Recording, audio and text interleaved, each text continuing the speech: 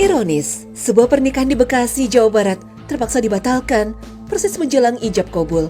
Gara-garanya, sang mempelai pria tidak membawa mas kawin.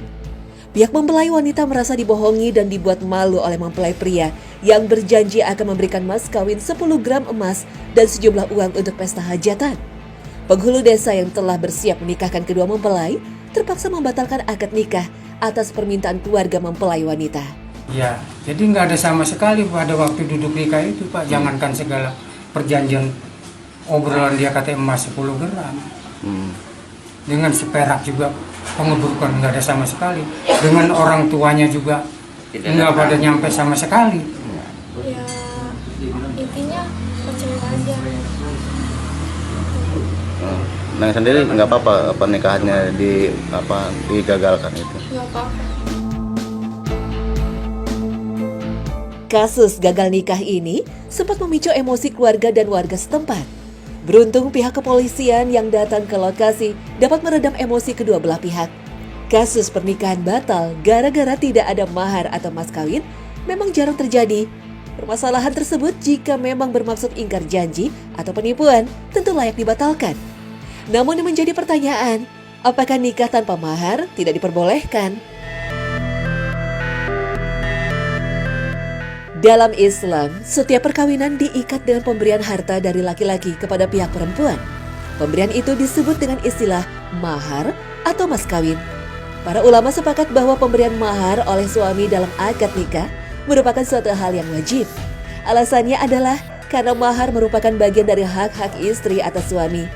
Hal ini sebagaimana firman Allah dalam Al-Quran, berikanlah mas kawin mahar kepada wanita yang kamu nikahi sebagai pemberian dengan penuh kerelaan.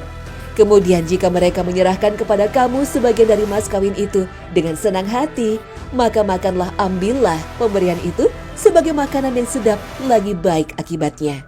Quran Surah An-Nisa ayat 4. Namun syariat Islam membolehkan mahar atau mas kawin dibayar secara hutang alias dicicil. Biasanya dalam akad nikah memang disebutkan siapa mempelainya dan apa mas kawinnya, apakah dibayar tunai ataupun dicicil. Ulama berpendapat, jika seandainya mempelai pria betul-betul lupa membawa mahar, bukan sengaja atau berunsur penipuan, dan pihak wali mengetahui sepenuhnya dan rela atas hal itu, maka akad itu tetap sah, dan maharnya bisa disusulkan kemudian. Namun, bila kasusnya karena mas kawin yang diberikan kurang mencukupi, atau bahkan tidak ada, maka statusnya menjadi hutang pihak suami kepada pihak istri. Dan berhutang dalam masalah mas kawin merupakan hal yang lazim dan dibenarkan. Bahkan juga boleh dicicil atau diangsur. Hutang ini adalah hak istri yang boleh ditagihkan kepada suami. Tapi bila suami tidak membayar hutang mahar ini, tentu ia akan berdosa. Pengakuan jumlah mahar ini akan tercatat di akta nikah dan diketahui oleh saksi saat akad nikah. Jadi jika seorang suami ingkar tidak mau membayar hutang maharnya, maka ia bisa diperkarakan sesuai hukum yang berlaku. Jika demikian, apakah ada batasan jumlah mahar atau mas kawin yang harus diserahkan kepada calon mempelai? Pada dasarnya, Islam sendiri tidak pernah menentukan bentuk dan besaran mas kawin. Islam memandang mas kawin sebagai sebuah penghargaan terhadap kemuliaan seorang perempuan. Rasul tidak memaksa para sahabat yang tidak memiliki banyak harta untuk mengeluarkan mahar yang besar. Dalam sejumlah riwayat, Nabi pernah mempersilahkan sahabat menikah dengan mahar berupa cincin besi, sepasang sandal, hingga hafalan Al-Quran. Dikisahkan ada seorang pemuda yang minta untuk dinikahkan oleh Nabi.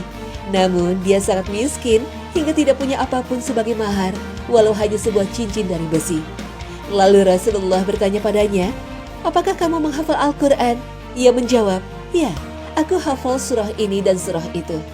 Maka Rasulullah bersabda, aku akan menikahkanmu dengannya dengan mahar berupa surah Al-Quran yang kamu hafal itu. Hadis riwayat Bukhari.